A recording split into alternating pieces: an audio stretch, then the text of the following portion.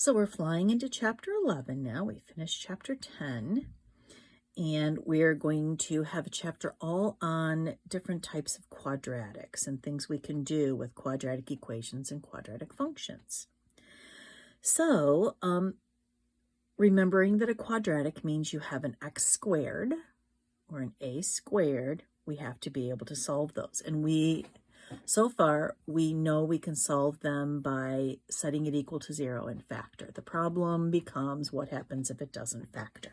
Then we need many other methods that we're going to be able to use to solve quadratics. So the first thing we're going to talk about is the square root property. And our first example is going to be using the square root property.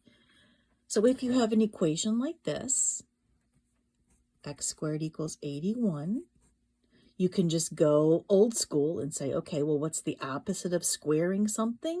To get the x alone, I will have to square root both sides of my equation because square rooting is the opposite of squaring.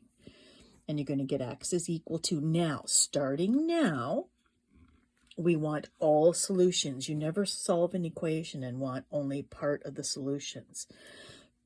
So we're not only going to use 9, we're going to also say -9 is a solution. So the answer here would be plus or minus 9. If we look at the second example, now you want to get what's squared alone on one side. So we want to get the x squared alone. So the first thing we're going to do here is we're going to add the 90.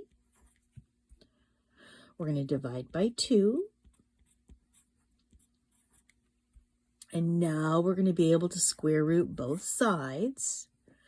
So x is going to be equal to, we must remember our plus and minus. Now this is not a perfect square, but we know that it's the square root of 9 times the square root of 5. So you're always going to be expected to reduce your radicals. And remembering that the square root of 9 is 3, we know that the square root of 45 reduces down to 3 root 5. So our solutions to our equation would be plus and minus 3 root 5. Okay, so there's two types that are very similar. Let's kind of go on to something slightly different. So now again, remember up above in the first two equations, what was squared has to be alone on one side. Same thing here. So this whole thing is being squared though. So it is alone on one side. So we immediately are going to square root both sides. What's the square root of x plus 2 squared? That's simply x plus 2 is equal to, don't forget your plus and minus. We have to simplify this while remembering that 18 is really 9 times 2. And the square root of 9 is 3. We know the square root of 18 simplifies into 3 root 2. So it's going to look like that. But now, of course, we have to get the x alone to solve. How am I going to get the x alone? Well, I'm going to subtract 2. So it's going to be -2 plus and minus 3 root 2. And that's how we're going to leave our answer. We're not going to combine them. They're not like terms. We're not going to put plus and minus 3 root 2 minus 2. Don't put the minus 2 at the end. Make sure you're putting it in front. All right, something similar here. So here we go. We're going to immediately square root both sides. So we'll be left with 3x minus 2 equals plus and minus. Now look, I've got the square root of a negative number. Remember, that takes me into my imaginary numbers. And we should note that the square root of -4 is actually 2i. So that would be plus and minus 2i there. Now I have to get my x alone, so I'm first going to add the 2. So it's going to be 2 plus and minus 2i. Make sure you put that 2 in front. And the last thing I have to do, you can see, is to divide both sides by 3. So x is going to be equal to 2 plus and minus 2i all over 3. So these answers are not clean and simple like answers for our previous equations have been. And normally with a quadratic, they're not going to be. If they turned out to be clean and simple, we would have been able to do it by factoring. All right, so that's the square root property. In other words, at some point, we square root both sides. Okay. That's not always going to be possible. So now we need to do something called the completing the square method. Out of all of our methods, this is the one that gets a little bit ugly because you're going to have to deal with a lot of fractions. So the first thing that we're going to have to learn how to do is to complete the square. So we know that certain trinomials can be factored as perfect squares. And when we did our factoring, we reviewed. Remember I said this is a perfect square because look, I can take the square root of the first term, that's x. I can take the square root of the last term, that's 4.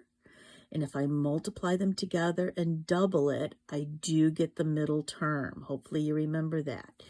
And why that's nice is because I know that this factors simply into x plus 4 quantity squared. It's a perfect square trinomial. This is a perfect square trinomial as well because I have an x, the square root of 9 is 3. If I multiply 3 times x, that's 3x, and double it, I get 6x. This one factors into x minus 3 quantity squared.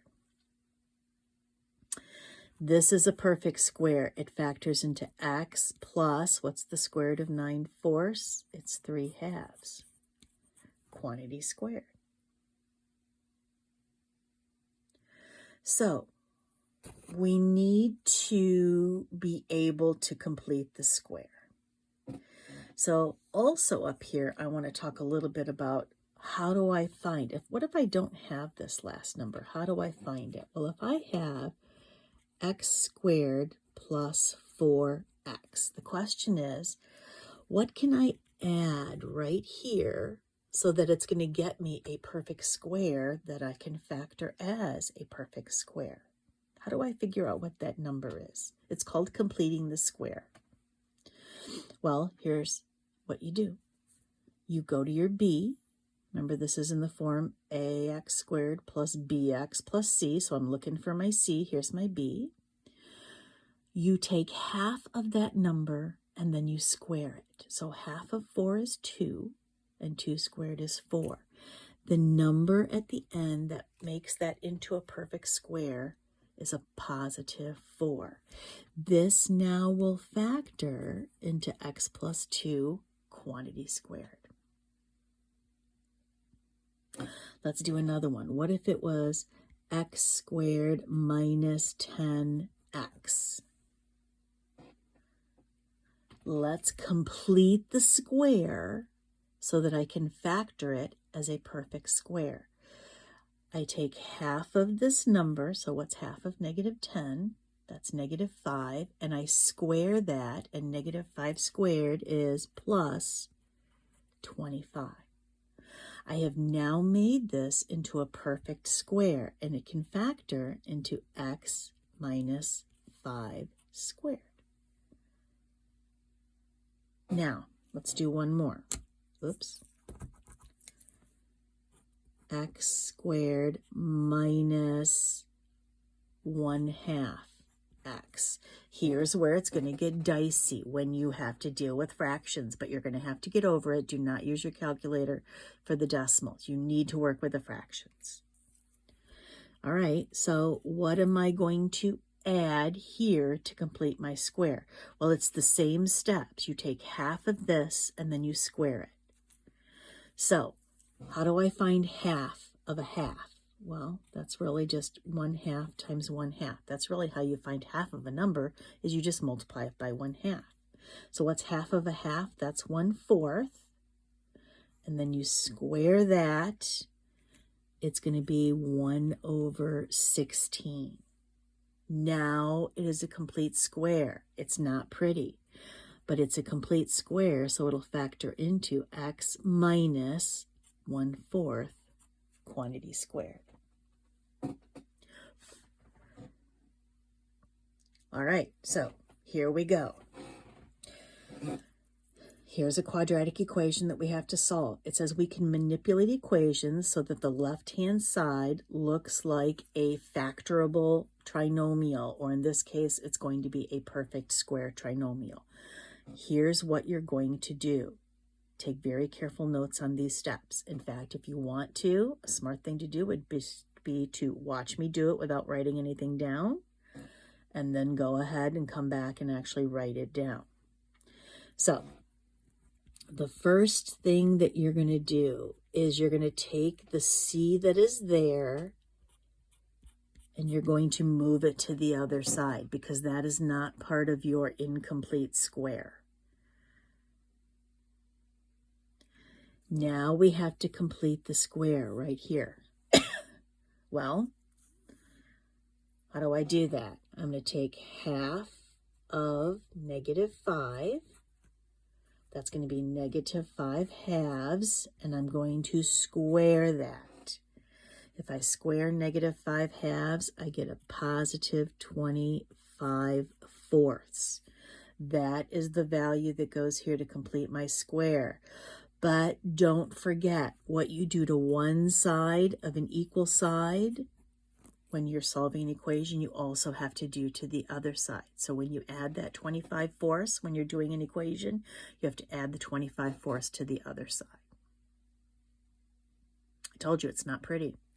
So if I factor this down into its perfect square now, it's going to be p minus 5/2 quantity squared. And now I have to go ahead and I have to add -2 plus 25/4. Do it as a fraction. So what I'm going to do is I'm going to multiply top and bottom here by 4 to get a common denominator. And you can see I'm going to use some scrap here. I have -8/4 plus 25/4. That's going to give me 17/4. It's terrible. It's ugly. Square root both sides. So now I'm back to using my square root property.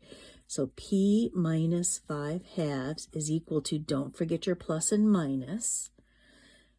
We don't leave a fraction under the radical. We're going to split it up into the square root of 17 over the square root of 4. But what is the square root of 4? It is 2.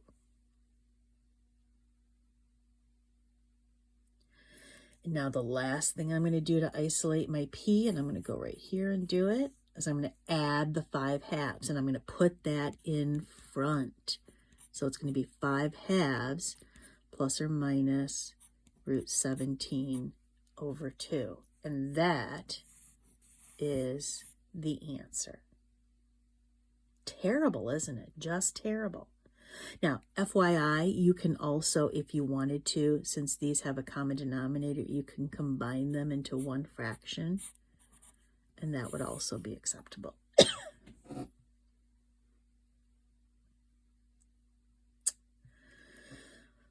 All right, just when you thought it couldn't get any worse. So now look, before you complete the square, the coefficient of the squared term has got to be a 1. Now up here it was.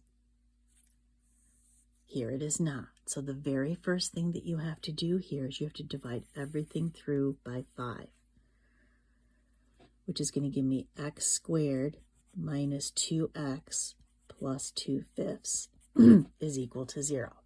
Now you can go ahead and we can use the steps that we just did in our previous example. But you've got to have a 1 here before you can do anything else. So the first thing, we're just going to follow the same steps, is we're going to move the 2/5 over, so it becomes -2/5. Now it's time to complete my square. Well, thank goodness, this isn't going to be so bad. What's half of -2? That's -1. Squared is +1. So I'm going to add 1 to both sides. This now factors into a perfect square. It's x minus 1 quantity squared. Now this isn't going to be pretty. -2/5 plus 1 is 3/5.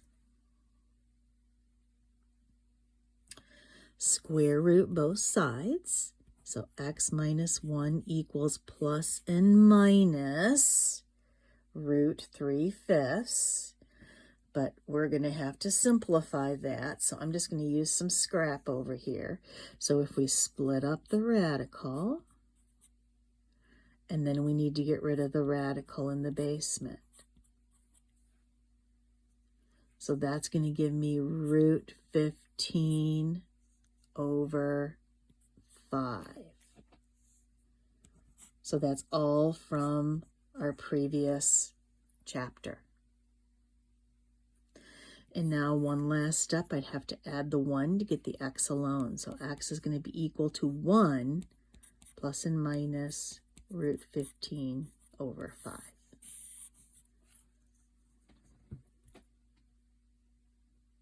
Terrible. You've got to remember all those things that we did with radicals. All right, let's do one more example. So hopefully you see that the first thing I have to do is divide everything through by 2, because that's got to be a 1. So I'm going to have x squared minus x plus 7/2 equals 0. I need to take this 7/2 and I need to move it to the other side. Notice when I do that, I always leave space here to complete my square. All right, well, this is going to be another ugly one, so here we go. What's really here, there's really a -1. So I take half of -1, that's -1/2, and then I need to square it. I'm going to add 1/4 to both sides of my equal sign.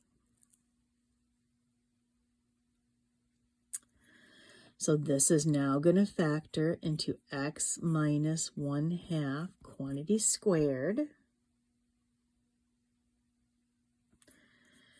I have to combine these, so I need a common denominator of 4. So top and bottom here are going to be multiplied by 2. So I'm going to have -14/4 plus 1/4. That's -13/4. Now I'm back to my square root property, and I square root both sides. X minus 1/2 is going to be equal to plus and minus. All right, now let's look at this. If I use some scrap up here, if I split that up, oops, square root of 4, I have a negative under the radical. What does that negative come out as? Remember, it comes out as an I, so that's going to be I root 13 on the top, and then the square root of 4 is 2. So that is what I get when I simplify the square root of -13 over 4. And then again, I isolate my x by adding 1/2 to both sides of my equal sign. And there we go. Completing the square is my least favorite way of solving a quadratic. There are times when it actually goes quicker than using our quadratic formula. But those are times when you don't have a lot of fractions to deal with. So there is 11-1.